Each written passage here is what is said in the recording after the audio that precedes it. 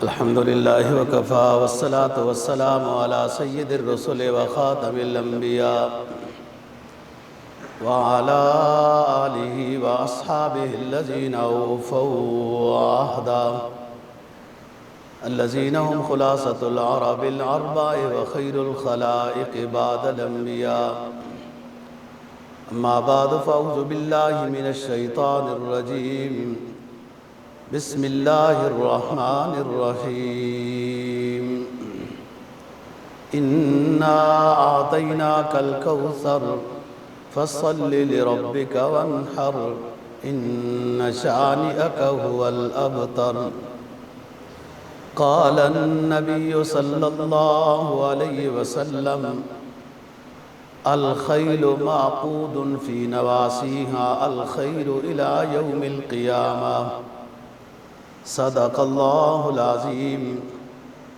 وصدق رسولہ النبی الأمی الکریم ونحن على ذلك لمن الشاہدین والشاکرین والحمد للہ رب العالمین۔ آخری پارہ سورہ کوثر تلاوت کی ہے اور جناب نبی پاک صلی اللہ علیہ وسلم کا ایک فرمان تلاوت کیا ہے جس کو ابو داود نے روایت کیا ہے۔ فرمایا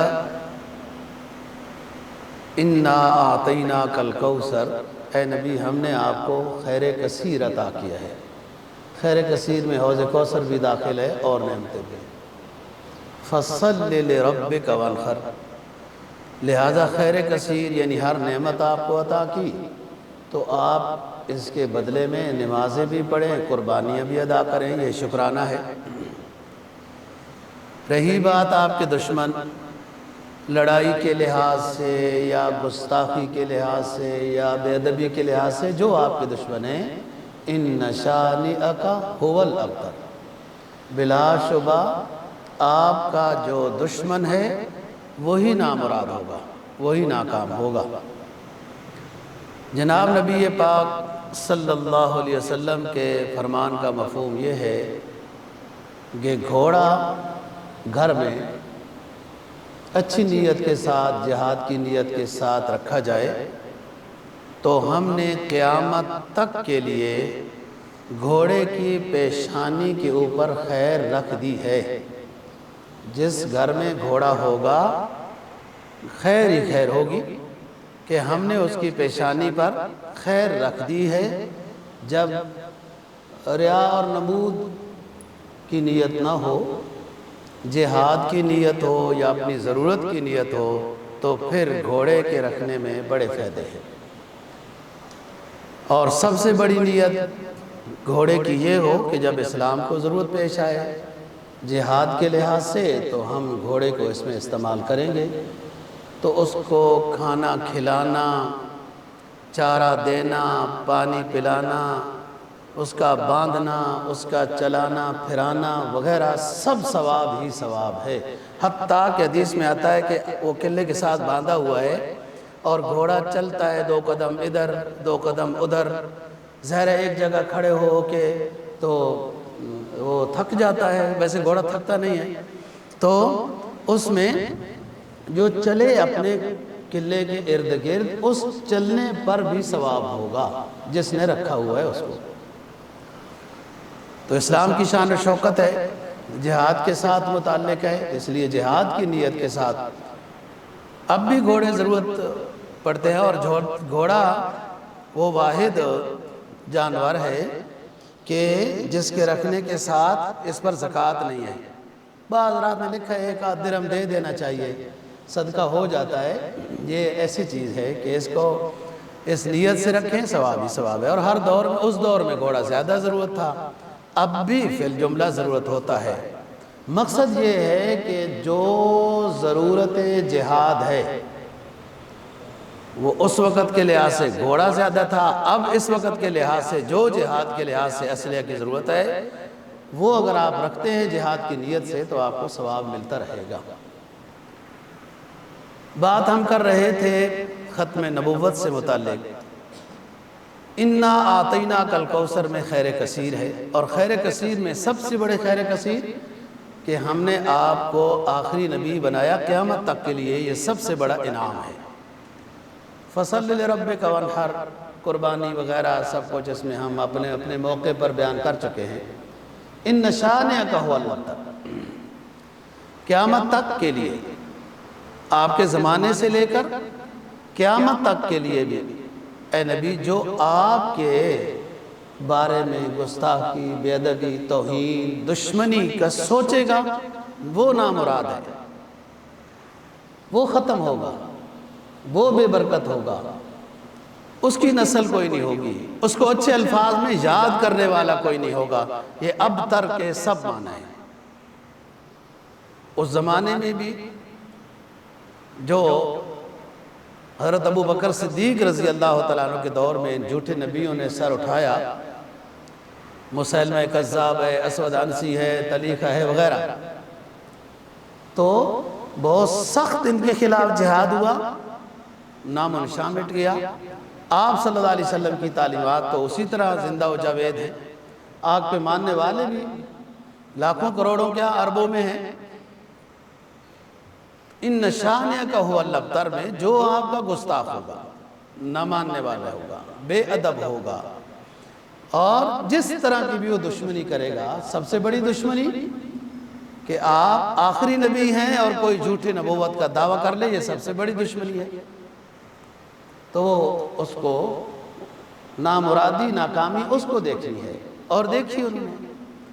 حضرت خالد بن ولید رضی اللہ تعالیٰ عنہ کی قیادت میں یہ بہت بڑا جہاد ہوا، جس میں مسیلمہ کذاب، اسود عنسی، فلاں فلاں، یہ سارے پورے 10 سالہ جہاد جو آپ صلی اللہ علیہ وسلم کے دور میں ہوا، جس میں اکثر میں آپ شریک ہوئے، اس میں 250 کے لگ بھگ صحابہ شہید ہوئے ہیں۔ اور اس معرکے میں جو منکرین ختم نبوت کے خلاف جہاد ہوا، اس میں 600-700 مجاہدین شہید ہوئے، اور جس میں اصحاب بدر بھی تھے۔ جو بدر کے معرکے میں حضرات صحابہ شریک ہوئے تھے، وہ بڑی فضیلت والے ہیں۔ باقاعدہ جب کوئی معرکہ ہوتا تھا اور اس میں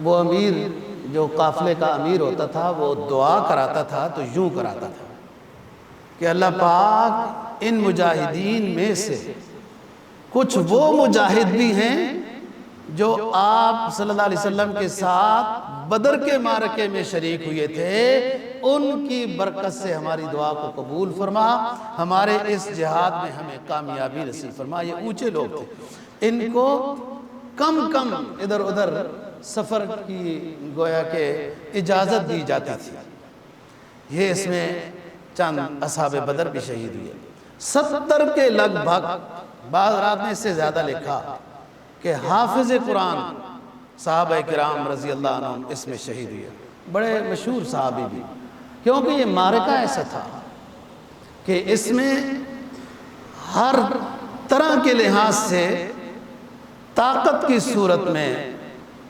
جھوٹے نبیوں اور ان کے ماننے والوں کو ختم کرنا تھا، جو اللہ کے فضل سے ختم ہوا۔ بعد میں اسلامی حکومتیں آئیں، تھوڑا بہت کوئی نبوت کے دعوے ہوتے رہے تو ان کو سزائیں ہوتی رہی۔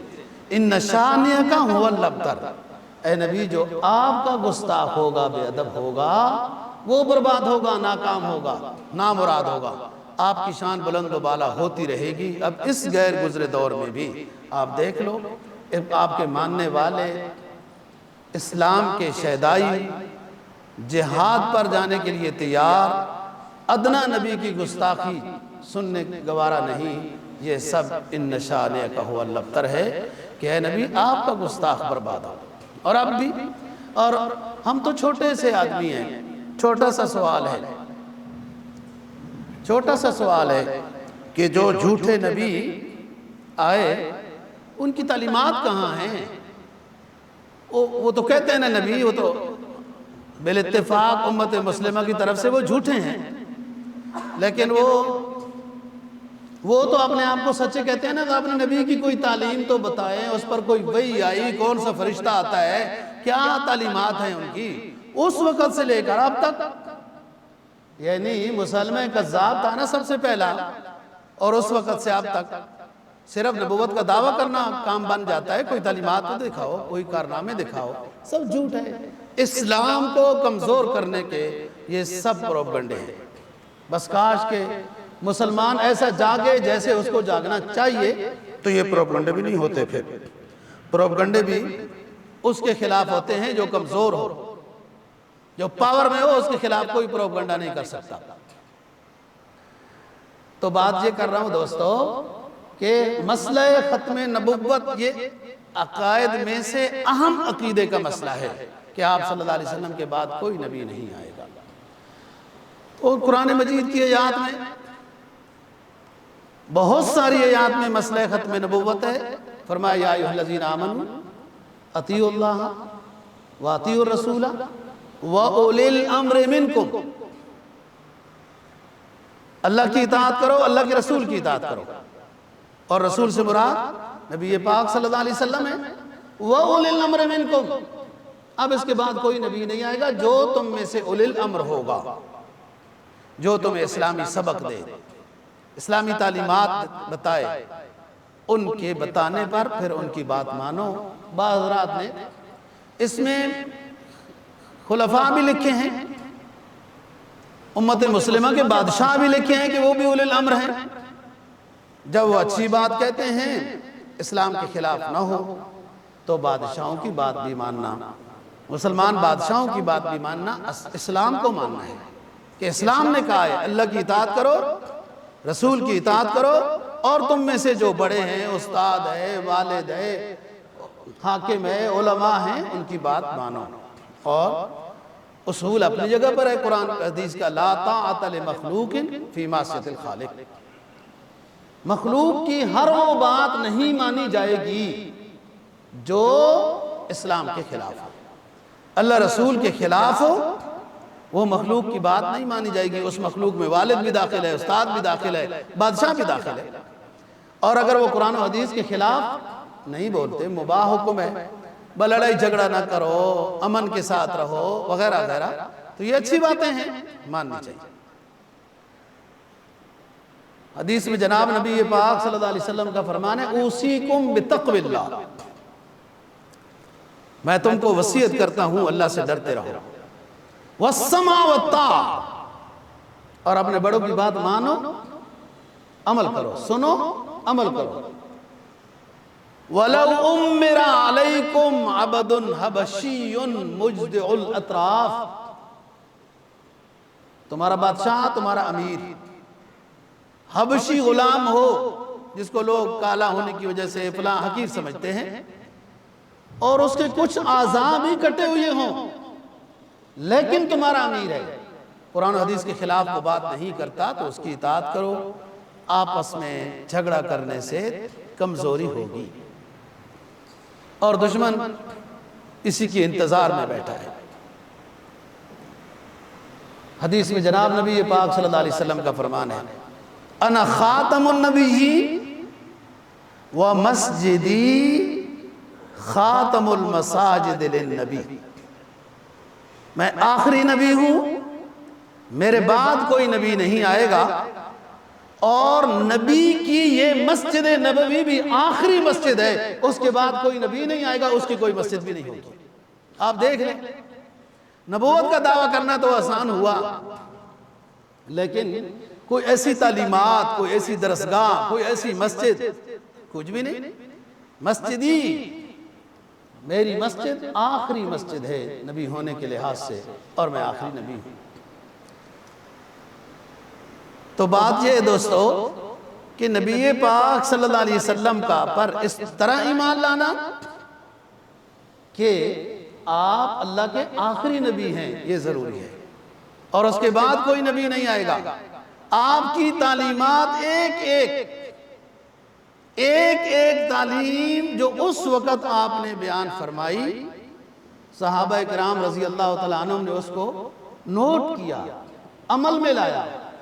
اور پھر بعد میں کتابوں کی شکل بنی اور آپ تک ہر طرح کی حدیث، اسوہ حسنہ، سیرت، آپ کے غزوات، یہ ساری چیزیں موجود ہیں۔ اور مومن جو امتی ہے اس کی کامیابی نہیں ہے، مگر تب کامیابی ہے اطیعوا اللہ و اطیعوا الرسول۔ مومن امتی اللہ کی اطاعت کرے کامل اور اللہ کے رسول کی اطاعت کرے، تب اس کے اندر کامیابی آئے گی، دنیا کے لحاظ سے بھی اور آخرت کے لحاظ سے۔ لیکن یہ عجیب بات ہے، یہ عجیب نسخہ ہے قرآن کا جو مومنین کو سمجھ میں نہیں آتا۔ یہ غیر اللہ کی اطاعت میں لگے ہوئے ہیں، نامرادی مقدر میں لے رہے ہیں، دنیاوی بھی اور اخروی بھی۔ اچھا، اطیعوا اللہ میں اللہ کے سارے احکام داخل ہیں جو حکم دیے گئے، عقائد کے لحاظ سے، اعمال کے لحاظ سے، گناہوں سے بچنے کے لحاظ سے۔ اطیعوا الرسول میں بھی سارے احکام داخل ہیں۔ بھائی رسول کی اطاعت کرو عقیدے میں، رسول کی اطاعت کرو عبادات میں، رسول کی اطاعت کرو کاروبار میں، رسول کی اطاعت کرو۔ ہم نے تو پتہ نہیں وہ کہاں سے حدیثیں کہیں کوئی کونے میں ڈھونڈ لی، آسان حدیثیں رسول کی اطاعت کی لے لی ہیں۔ اور رسول کی اطاعت کی وہ حدیث کدھر ہے کہ غزوہ بدر میں آپ شریک ہیں، غزوہ احد میں آپ جہاد میں شریک ہیں، غزوہ احزاب میں آپ شریک ہیں، غزوہ تبوک میں آپ جا رہے ہیں، اور صلح حدیبیہ اور فلاں، یہ سب رسول کی اطاعت ہے کہ وہ سنت کی باتیں ان پر عمل کرنے میں ثواب ہے۔ اچھا لباس، اچھی سواری بھی سنت جی، اور خوشبو لگانا بھی سنت، اچھی بات ہے۔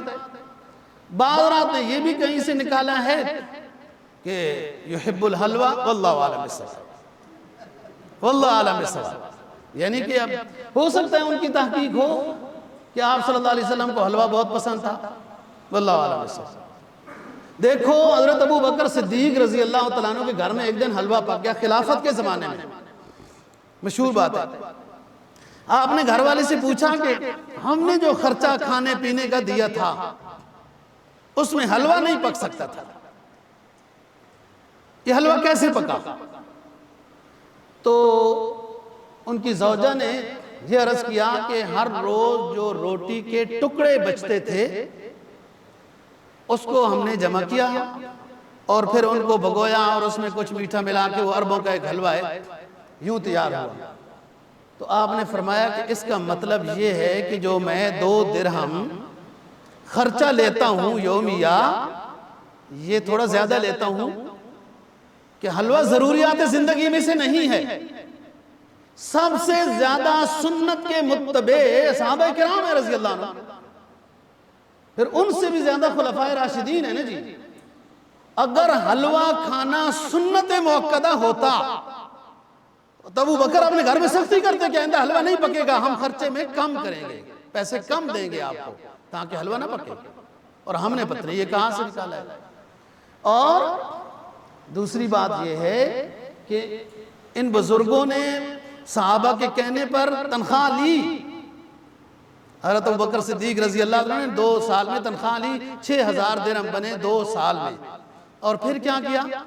آخر میں جو وصیت کی، فرمایا وہ فلانا جو زمین کا ٹکڑا ہے جس میں تھوڑا سا باغ بھی ہے اس کو بیچ دینا تو 6000 درہم بیت المال میں جمع کر دینا، دل مطمئن نہیں ہے تو وہ پیسے حکومت کو واپس ہو جائیں، ہمارا گزارہ چلتا رہے۔ تو بات یہ دوستو، سنتیں سب ہیں، لباس بھی، گھر بنانا بھی، سواری رکھنا بھی، خوشبو لگانا بھی، پگڑی پہننا بھی، سب سنتیں ہیں، لیکن آدھی سنتیں لے لی ہیں۔ اصل سنت نبی پاک صلی اللہ علیہ وسلم کی جو علامات لکھی ہیں نا جی، سابقہ کتب میں بھی، سابقہ کتب میں، کہ میں نبی ہوں ملاحم، ملاحم، لحم جانتے ہو، لحم گوشت کو کہتے ہیں، جنگ والا نبی بنا کر بھیجا گیا ہوں، اور قیامت تک کے لیے جہاد جاری رہے گا۔ یہ بھی نبی کی سنت ہے، زرہ پہننا بھی نبی کی سنت ہے، تلوار رکھنا بھی نبی کی سنت ہے، یہ جہاد کی نیت سے ہے۔ آپ نے سیرت کی کتابوں میں پڑھا کہ نبی پاک صلی اللہ علیہ وسلم کے گھرانے میں کئی دن کھانا نہیں پکا، چولہے میں آگ نہیں جلی، وہ آپ کیا؟ یہ اختیاری عمل تھا، یاد رکھنا۔ نبی کا فاقہ، گھر میں چولہے کا نہ جلنا، کھانے کا نہ پکنا، غربت کا سامنا ہونا، یہ نبی پاک صلی اللہ علیہ وسلم کا اپنا اختیاری عمل تھا۔ بس جو آیا تقسیم کر دیا۔ یہی بات ازواج مطہرات بھی کر دیتی تھی، ٹھیک ہے، یہ حدیث میں صحیح لکھا ہوا ہے، جو کہ کبھی کھانا نہیں پکا، لیکن ایسا نہیں ہوا کہ آپ کے گھر میں جہاد والا اسلحہ نہ ہو۔ تلوار ضرور رہی، اور آپ نام جانتے ہیں، 2-3 تھی، گھوڑا رہا، اونٹنی رہی وغیرہ، زرہ ضرور رہی۔ کھانا نہ پکنا بھی سنت ہے، اس پر بھی کبھی عمل تو کرے نا۔ کبھی کسی نے کیا ہے؟ مدرسوں میں کبھی کبھی ہو جاتا ہے عمل اس پر، گھروں میں آج تک کسی نے اس پر عمل کیا کہ آج پیسے اور کھانا تو ہے، چلو آج نہیں پکے گا، فاقہ ہوگا، یہ بھی نبی کی سنت ہے؟ نہیں نہیں نہیں، ہمیں تو دوسری سنتیں یاد ہیں کہ آپ صلی اللہ علیہ وسلم اس باغ میں تشریف لے گئے اور ان لوگوں نے بکرا ذبح کر کے نبی کے لیے پیش کر دیا، یہ سنتیں ہمیں یاد ہیں کہ بکرا ذبح کیا گیا اور بکرا کھایا گیا اور فلاں ہوا۔ تو جہاد بھی نبی پاک صلی اللہ علیہ وسلم کی سنت مؤکدہ ہے۔ بدر ہو، احزاب ہو، احد ہو، ہر طرح کے حنین، سب جہادوں میں آپ شریک ہوئے، زخمی ہوئے، ساتھی شہید ہوئے، یہ ساری چیزیں۔ اور فرمایا پہلی کتابوں میں آخری نبی آئے گا، اس کی صفت یہ ہوگی کہ وہ جہاد والا نبی ہوگا۔ اور آپ صلی اللہ علیہ وسلم کا فرمان ہے، سلاسم من اصل الایمان، 3 چیزیں ایسی ہیں جو اصل ایمان کہلاتی ہیں۔ الکف عمن قال لا الہ الا اللہ محمد الرسول اللہ، ہم اس کو نہیں ماریں گے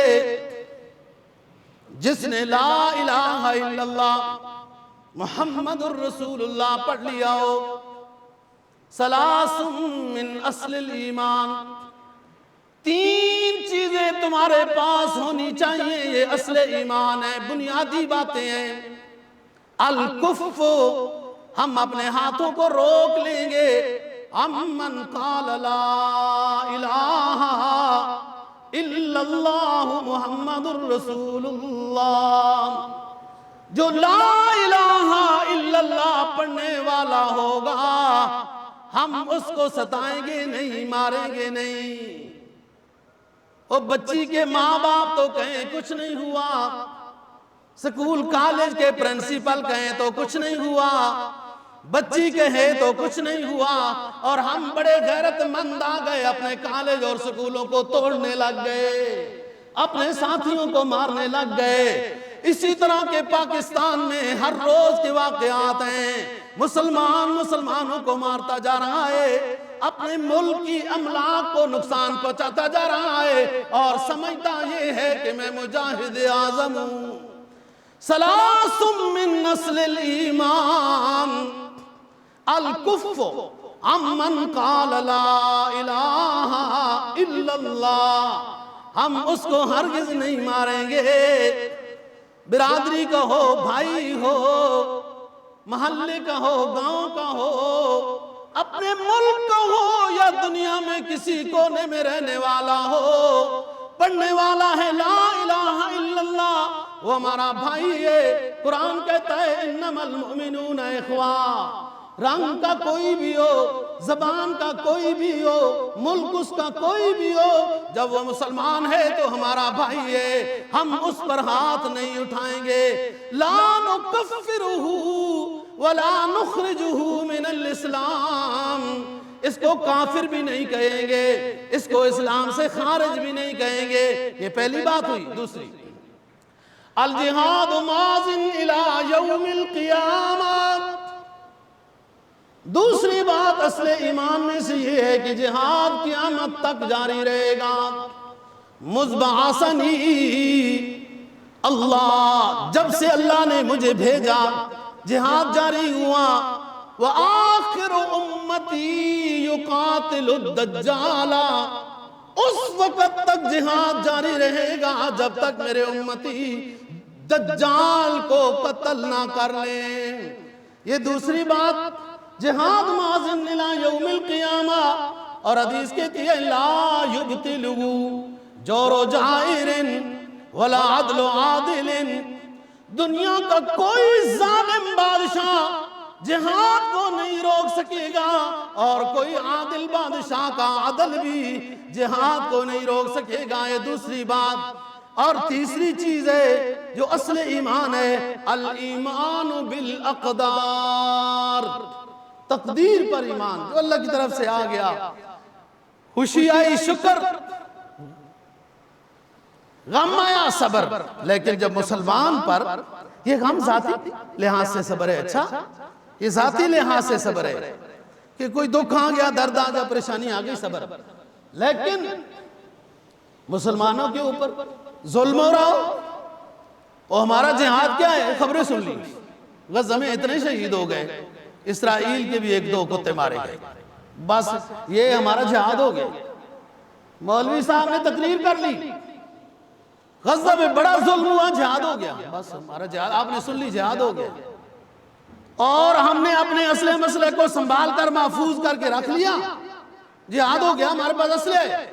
اور مسلمانوں پر ظلم و ستم کتنا زیادہ، کوئی دکھ کی داستان کمزور دل والا تو سن بھی نہیں سکتا، دیکھ بھی نہیں سکتا۔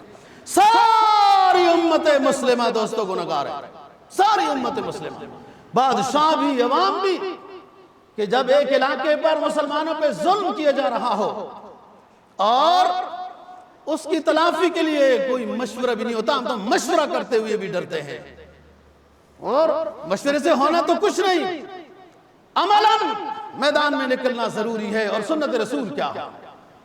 صرف کیسر و کسریٰ نے مسلمانوں کے خلاف سوچا تھا اپنے علاقوں میں، جس کی وجہ سے غزوہ تبوک وجود میں آیا۔ آپ صلی اللہ علیہ وسلم نے فرمایا ادھر ہی رہو، ہم آ جائیں گے، وہی ہمیں ختم کر لینا۔ 1 مہینہ آپ صلی اللہ علیہ وسلم وہاں پر اپنے ساتھیوں کے ساتھ پڑاؤ میں رہے، تبوک مقام پر کفر کو جرت نہیں ہوئی لڑائی کرنے کے لیے آنے کے واسطے۔ مسلمان کیا ہو گیا؟ خس و خاشات ہو گئی۔ وہ ایک حدیث ہے نا جی کہ آپ کو دشمن بس ایسی خس و خاشات سمجھ کر، جھاگ سمجھ کر، تنکے سمجھ کر کھا جائیں گے۔ صحابی نے عرض کیا حضور ہم تھوڑے ہوں گے؟ آپ نے فرمایا نہیں زیادہ ہوں گے۔ عرض کیا حضور ہمارے پاس اسلحہ نہیں ہوگا؟ کیا نہیں، اسلحہ بھی بہت ہوگا۔ پھر حضرت کیا وجہ ہے کہ ہم جب زیادہ ہوں گے اور اسلحہ بھی ہوگا پھر بھی دشمن ہمیں کھا جائے گا؟ کہا تمہیں اپنے کاروبار سے محبت ہوگی، تمہیں اپنے گھر بار سے محبت ہوگی، تمہیں اپنی فیکٹریوں سے محبت ہوگی، اپنی جان بچانے کی محبت ہوگی۔ جہاد کے لیے تو جان پہلے پیش کرنی پڑتی ہے۔ جب اپنی حب الدنیا، دنیا کی محبت تمہارے اندر آگی، جو یہی بات ہے۔ ہم جناب سارے دنیا کے مسلمان ملک، ایک روڈ بن گیا دوسری کی فکر ہے، ایک فیکٹری بن گئی دوسری کی فکر ہے، ایک علاقہ آباد ہو گیا دوسری کی فکر ہے، اور کیسے مال آ سکتا ہے، اور کیسے مال۔ کسی ملک کا پتہ چلا کہ جوئے کے ساتھ وہ مالدار ہو گئے، دوسرے مسلمان ملک نے جوئے شروع کر دیا۔ یہ مسلمان ہیں، یہ قرآن حدیث کی تعلیمات پر عمل کر رہے ہیں، اور دشمن کیا سے کیا ظلم و ستم، وہ چھوٹے سے ہیں، تھوڑے سے ہیں۔ لَتُفْسِدُنَّ فِي الْأَرْضِ مَرَّتَيْنِ وَلَتَعْلُنَّ عُلُوًّا كَبِيرًا۔ جب تم میرے نہیں بنو گے، میں اپنے اور تمہارے دشمنوں کو تمہارے اوپر مسلط کر دوں گا۔ یہ بڑی آزمائش ہے جو ہو رہی ہے، اور سارے چپ کر کے بیٹھے ہیں، سب گنہگار ہیں۔ وہ ہم مجبوراً وہ نام لکھوا رہے ہیں۔ حضرت ابراہیم علیہ السلام کو بڑی آگ میں نمرود نے ڈالا تھا نا جی، تو مینڈک اپنے منہ میں پانی لے کر جا رہی تھی۔ کتابوں میں قصہ لکھا ہے، واللہ عالم، قصص الانبیاء میں۔ تو کسی نے پوچھا اس سے کہ یہ آتش نمرود جو آسمانوں سے بات کر رہی ہے، یہ تمہارے اس پانی سے بجھ جائے گی؟ اس نے کہا بجھے گی تو نہیں، لیکن ابراہیم علیہ السلام کے رضاکاروں میں اپنا نام لکھوانے جا رہی ہیں کہ ہم آگ بجھانے والے ہیں، آگ جلانے والے، ہم تو بل نام بھی لکھوا نہیں سک رہے۔ یہ ہماری حالت ہے دوستو، اور یہ سمجھتے ہیں ہم کہ ہم بچ رہے ہیں اور بچ کے رہیں گے، ایسا نہیں ہوگا۔ یہ تو پھر جب آگ دشمن کی بھڑکتی ہے تو وہ سکون والے گھروں کا بھی سکون چھین لیتی ہے۔ دعائیں بھی قبول دوستو میدان جنگ میں ہوتی ہیں، یہاں دعائیں تک کتنی ہوتی ہیں؟ پوری دنیا میں دعائیں ہو رہی ہیں۔ اور یار دنیا کیا، حرم شریف میں دعائیں ہو رہی ہیں، حرم کے ائمہ ماشاءاللہ تقوی کے لحاظ سے اتنے اونچے، دعائیں ہو رہی ہیں فلسطین کو فتح دے، غزہ کے مظلوموں کی مدد فرما، غزہ کے فلاں فلاں کی درے دعائیں ہماری، دعائیں بھی میدان جنگ میں دوستو قبول ہوتی ہیں۔ میدان جنگ میں سب سے اونچا پیغمبر، سب سے اونچی ہستی امام الانبیاء خاتم النبیین صلی اللہ علیہ وسلم میدان جنگ میں موجود ہے نا جی، اور دعائیں کتابوں میں موجود ہیں، میدان جنگ میں موجود ہو کر دعائیں کر رہے ہیں تو فرشتے مدد کے لیے اتر رہے ہیں۔ دوستو حدیث کیا کہتی ہے؟ فرمایا لا ترادان سنتان لا ترادان، دو ٹائم ایسے ہیں مومن تیری دعا رد نہیں کی جائے گی، سنتان لا ترادان، الدعاء عند النداء والدعاء عند الباس حین یلحم بعضهم بعضا۔ دو ٹائم کی دعائیں رد نہیں کرتا رب العالمین۔ ایک اذان جب دی جا رہی ہو اس وقت کوئی دعا مانگے اللہ قبول کرتا ہے، اور ایک میدان جنگ میں حین یلحم بعضهم بعضا، جب گوشت کے ٹکڑے ادھر ادھر کٹتے جا رہے ہیں، گرتے جا رہے ہیں، جب کوئی غازی ہم سے مناجات کرے تو ہم قبول کر لیتے ہیں۔ سرکار دو جہاں صلی اللہ علیہ وسلم کا فرمان ہے، یا ایھا الناس لا تتمنوا لقاء العدو، اے مومنو دشمن کی ملاقات کی تمنا نہ کرو، دشمن سے لڑنے کی آرزویں نہ کرو، وَاسْأَلُوا اللَّهَ الْعَافِيَةَ، ہر وقت رب العالمین سے عافیت کا ہی سوال کرتے رہو۔ رب العالمین رحم کر، جنگ سے بچا، فتن سے بچا، مصائب سے بچا۔ وَإِذَا لَقِيتُمْ فَاصْبِرُوا، دشمن سے ملاقات کی تمنائیں تو نہ کرو، لیکن جب مقابلہ بن جائے، میدان جنگ سج جائے تو مجاہدو اٹھ جاؤ، فَاصْبِرُوا، ڈٹ جاؤ، اگر تمہیں ہماری مدد و نصرت چاہیے تو پھر ثابت قدم بن جاؤ۔ اور سنو بات، وَعَلَمُوا أَنَّ الْجَنَّةَ تحت ظلال السیوف،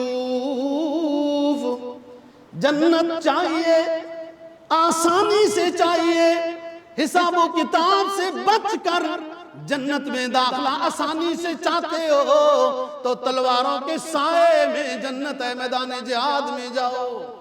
سنو، میدان جہاد میں اللہ کا محبوب پیغمبر کبھی اس کی زلفوں کی قسم، کبھی اس کے تبسم کی قسم، کبھی اس کے لباس کی باتیں، کبھی اس کی تہجد کی باتیں اللہ محبت میں قرآن میں کرتا ہے۔